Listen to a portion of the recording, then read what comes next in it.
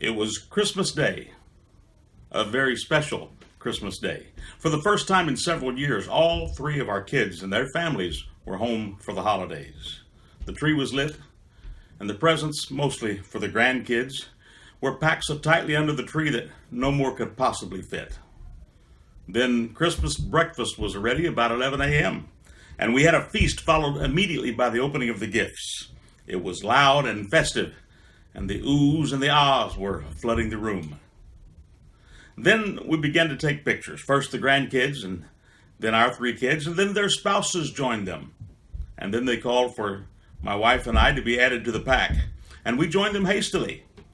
Julie was on my right side, which had me turning slightly to my right, and I asked her to change sides with me. I am tremendously blessed to be a part of this Christmas. I wasn't sure that I'd see this Christmas. 3 years ago, a surgeon wanted to remove my left ear in order to contain a malignant melanoma.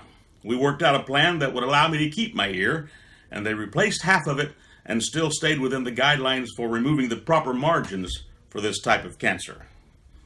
And then last December, 1 year ago, it was back, and they rushed to remove the lymph nodes on my left side along with half my neck. This time last year, we had pictures taken, and I was only 10 days or so removed from that surgery. I did not want my picture taken. My scars were fresh, and I didn't feel like joining in with any of the fun at that moment. Before I knew what was happening, Julia got me up and placed me in the picture. She stood on the opposite side of me than where she normally would stand for a photo. It all happened so quickly, I didn't realize what had happened until I saw the picture on Facebook a few days later. She knew what she was doing all along.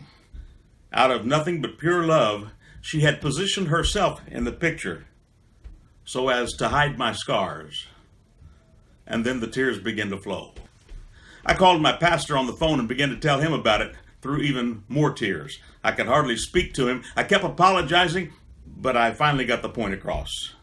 What Julia had done for me is exactly what Jesus did for all of us. If I will allow him to, he will position himself in my picture in such a way as to hide my scars, my past, my shortcomings, my failures.